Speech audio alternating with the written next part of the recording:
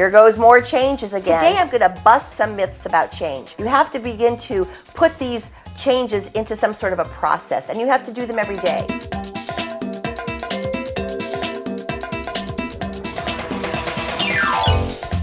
So what's going on in the workforce? It's changing, and the changes are coming. So Fast Company magazine comes out with this article, and it says, change or die. Change or die. Well, I'm looking at these, and I'm going to go with change, right?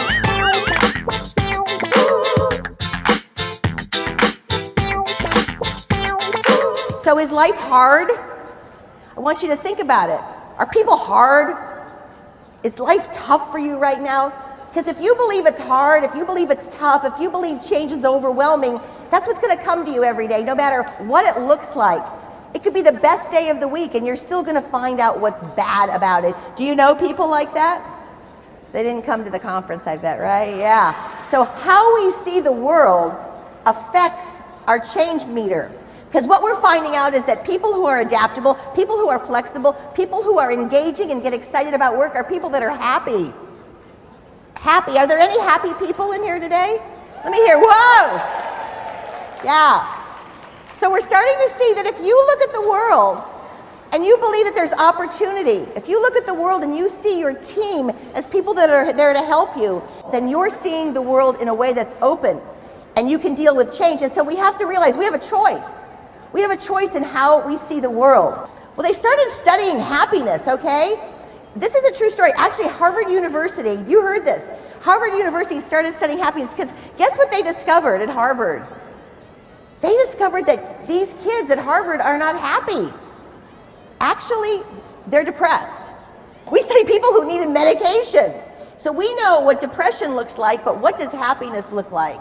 So Harvard started doing a study. Sean Akers is one of the guys who's in charge. He's got TED videos on happiness, and what they discovered was, number one, you have to make a gratitude list. You have to begin to start your day with an attitude of gratitude.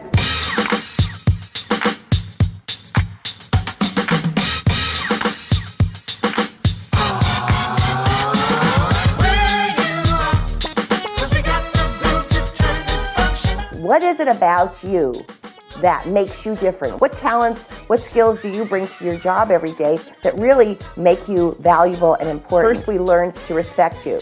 So it's coming to work on time, it's appropriate dress, it's being polite and really showing your interest in engagement in work. After respect comes trust. We have to build on that. And after we trust you and we respect you, then we value you. I'd like you to rethink your value. So today I'm asking you guys, so what's your word? If we were going to ask you to sum up what you sell in like one word or less, what would it be?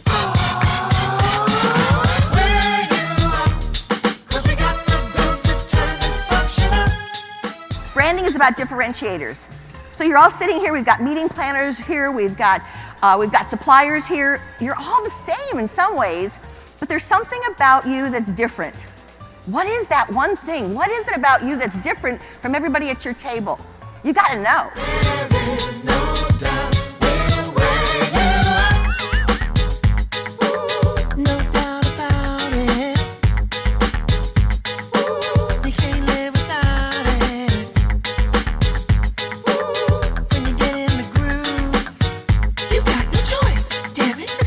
We're in a place today where we want more.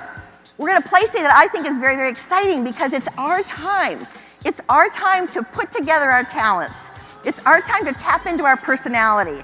And it's our time to share that. We buy products and services, but we attach ourselves, this is really important, to people. Today more than ever, we connect. The name of this meeting, we connect with people. So here's the deal, guys. You already have a brand. Did you know that? And would you like to find out what it is? I created a process. I work with a lot of engineers and they want a branding process. So I came up with the 4 Ds: discovery, design, distribution, and delivery, okay? Where you at? 'Cause we got the groove to turn this function up.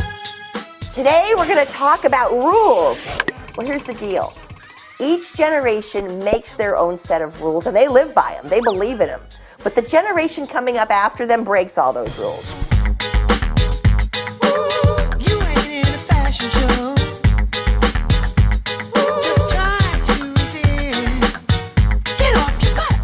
Tell you a little bit about you, Gen X, and I hope I don't get you upset because I love you, because you're the most creative and the most innovative of all the generations. You like to get the job done, but you like to get it done fast because you want to get on with your life. So here you are managing two generations that want a relationship. And lastly, we have Gen Y. And Gen Y is kind of crazy on social media. This is a generation, these are people that are 30 and under, and they love mixing it all up.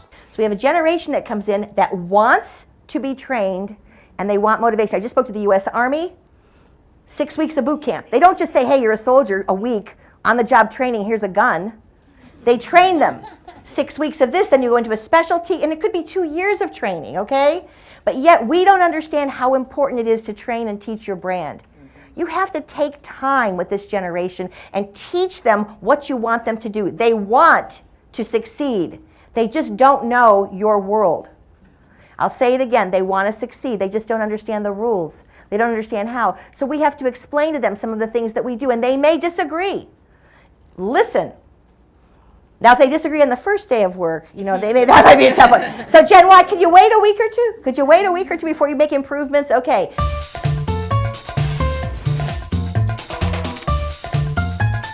Gen X says share it. It's not for me, it's for you to enjoy. And we began to share our information, share our files. They changed the way we do everything. And Sony was watching. Sony was watching, and then Apple took it from Sony, right? So if you begin to think about it, this is a generation who's innovative and creative, okay? You've got to set people up for success. Don't set them up for failure. Don't look at what they're doing wrong. Guide them and help them, and decide that you want them to succeed. If you do this, you will be the boss.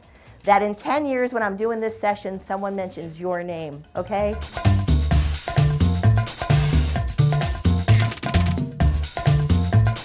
By 2025, 75 to 80% of the workforce will be Gen Y or younger. So we need to think about training and not rolling our eyes, not getting frustrated. Before I get into anything on Trudy, did you know that 50% of the world is under the age of 30? Maybe not in the United States, certainly not in this room. I was looking. Baby boomers, I was looking. I didn't see too many. 50% of the world is under the age of 30. So what? So yeah, that means a lot. You need to remember this. All of you need to remember this, because this is our future. The train has left the station and it ain't going back. More people are on Facebook that were on the entire planet 200 years ago. How many people here are on Facebook? Good. Friend me. Open your phones. Friend me now. Karen McCullough.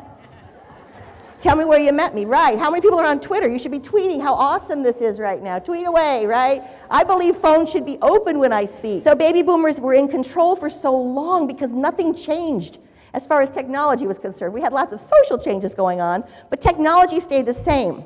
So baby boomers are having a hard time. They're having a hard time with the generations coming in and the change. Baby boomers thought that Gen Y would change because they did. Was anybody in here a hippie? Oh yeah, now in Galveston they admit it. No one admits it in Houston. Galveston, they're all here right now. The hippie, yeah, right there. Think back to those days of make love, not war. Hippie, long hair, tie-dye, Birkenstocks. One day the hippie sees a friend reading the Wall Street Journal and notices stockbrokers make millions. Takes out the earring, cuts his hair, puts on a pinstripe suit, and becomes a Republican.